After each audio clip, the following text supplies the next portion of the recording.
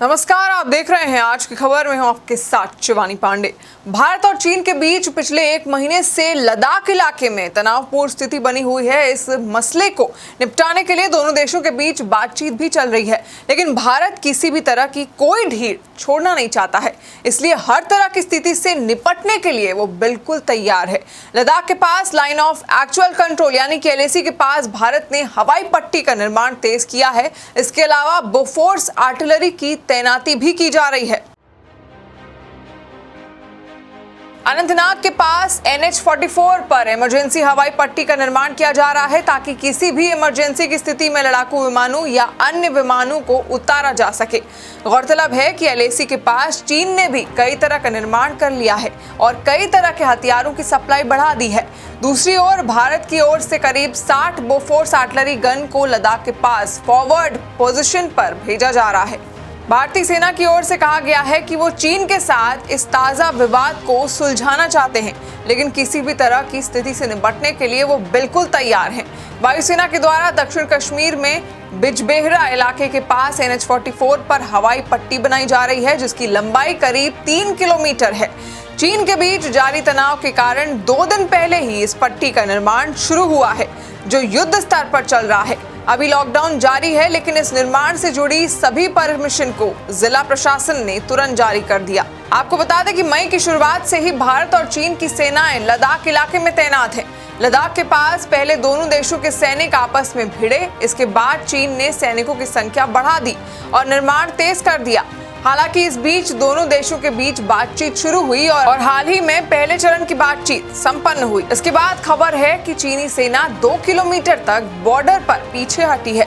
ये 6 जून को होने वाली एक बातचीत से पहले अच्छे संकेत हैं। दोनों तरफ के सैनिकों ने अपनी तैनाती में आक्रामकता कम की है। गलवान घाटी में चीनी सैनिक थोड़ा पीछे हट गए हैं। उन्होंने अपने कैंप भी कम कर लिए हैं। हालांकि पेंगांग झील में अब भी फिंगर 4 पर दोनों देशों के सैनिक आमने सामने हैं।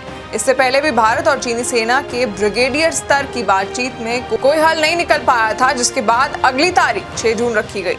6 जून को भारत और चीन के बीच कोर कमांडर स्तर की चर्चा होगी। लेह स्थित 14वीं कोर के कमांडर बराबर स्तर के चीनी अधिकारी से चर्चा करेंगे। इससे पहले ब्रिगेडियर स्तर की बातचीत में कोई हल नहीं निकल पाया था। लद्दाख में पेंगोंग झील के किनारे और गलवान वैली में पिछले एक महीने से दोनों देशों की सेनाएं आमने सामने हैं।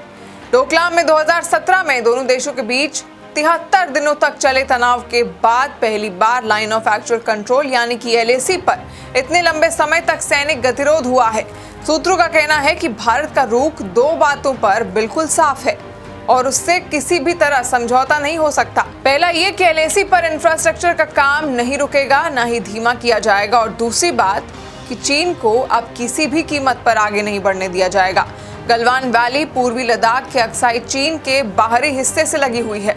आपको बता दें कि सर्दी के बाद से कोरोना संकट शुरू हुआ और इस वजह से लद्दाख में सड़क निर्माण रुक गया था, लेकिन अब भारत ने इस निर्माण को फिर से शुरू किया है और इसे तेजी से बढ़ाया जा रहा है।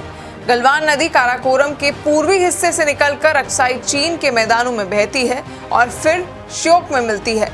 भारत ने लद्दाख के सबसे दूर स्थित दौलत बेग ओल्डी इलाके पर पहुंचने वाली दुर्बुक श्योक दौलत बेग ओल्डी या DSDBO रोड पिछले साल खोल दी है। इससे दौलत बेग ओल्डी तक सैनिक और साजो सामान भेजना बहुत आसान हो गया है। अगर चीन गलवान वैली में आगे आता है तो ये सड़क खतरे में पड़ जाएगी और चीन के लिए दौलत बेग ओल्डी को काटना आसान हो जाएगा। भारत ने यह भी साफ किया है कि वो चीन के साथ सीमा विवाद बातचीत के जरिए सुलझाने का इच्छुक है। इसके लिए कई स्तर पर बातचीत चल रही है, लेकिन चीन अभी तक अपनी विस्तारवादी नीति छोड़ने के लिए तैयार नहीं है। सेना के अलावा कूटनीतिक स्तर पर भी चर्चाओं का दौर चल रहा है, लेकिन अभी तक कोई हल नहीं निकल पाया है। भारत की क्षेत्रीय अखंडता का चीन द्वारा बार बार उल्लंघन किया जाता रहा। मौजूदा विवाद लगभग पिछले एक महीने से चल रहा है, लेकिन अब तक इसका कोई समाधान नहीं निकल पाया है। लेकिन इतना जरूर है कि भारत के कड़े तेवरों के चलते बीजिंग के सुर बदले बदले नजर जरूर आ रहे हैं। वैश्विक समुदाय ने चीन के सैन्य साहस के खिलाफ कड़ा रुख अपनाया है। वहीं अमेरिकी सांसद एलियट एंजल ने चीन की कारगुजारियों के लिए उसे फटकार भी लगाई है। उन्होंने चीन को धमकाने वाले देश करार दिया है। सांसद एलियट ने एक बयान जारी करते हुए कहा कि सीमा विवाद को हल करने के लिए बीजिंग को मानदंडों का सम्मान करना चाहिए।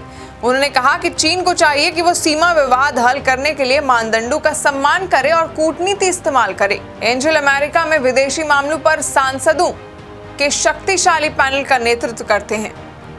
कुछ दिनों पहले अमेरिकी राष्ट्रपति डोनाल्ड ट्रंप ने भारत और चीन के बीच मध्यस्थता का प्रस्ताव रखा था, लेकिन भारत ने इससे इनकार कर दिया। एक बार फिर रक्षा मंत्री राजनाथ सिंह ने गतिरोध सुलझाने में तीसरी पक्ष की भूमिका को खारिज किया है। उन्होंने कहा कि मेरा मानना है कि भारत और चीन के बीच ये एक द्विपक्षीय मुद्दा है और अब जब बातचीत चल रही है तो इस मुद्दे पर किसी अन्य देश के साथ चर्चा करने की आवश्यकता ही नहीं है। चीन का भी मानना है कि विवाद को आपसी बातचीत से हल किया जाए, इसलिए मैंने किसी अन्य देश से विषय पर चर्चा नहीं की। उधर दूसरी तरफ सैटेलाइट इमेजरी से खुलासा हुआ है कि चीन पाकिस्तान के ग्वादर पोर्ट में नेवल बेस को मजबूत करने में लगा हुआ है, जिससे वो अपने नेवल एसेट को तैनात कर सके। सुरक्षा जानकारों के मुताबिक चीन ग्वादर को आधुनिक बनाने में लगा हुआ है और ग्वादर और उसके आसपास के इलाकों को बड़ी तेजी से विकसित करने में लगा हुआ है।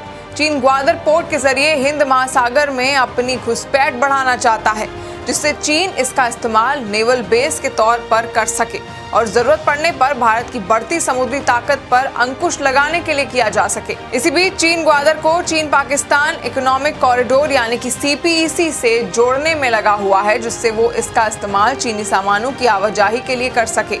पाकिस्तान में चीन की तरफ से किए जा रहे CPEC और ग्वादर के पास हो रहे निर्माण का काफी विरोध भी हो रहा है, जिसकी वजह से चीन ग्वादर पोर्ट के आसपास हाई सिक्योरिटी कंपाउंड बना रहा है, जिससे किसी भी विरोध और हमले के दौरान अपने लोगों को बचाया जा सके। चीन के सैकड़ों इंजीनियर ग्वादर और कराची पोर्ट के आसपास निर्माण के काम में लगे हुए हैं। तो चीन अपनी हरकतों से बाज नहीं आ रहा है, लेकिन चीन की इन्हीं हरकतों को देखते हुए भारतीय सेना बॉर्डर पर एकदम चौकन्नी है। इसी के साथ आप देखते रहिए आज की खबर। नमस्कार।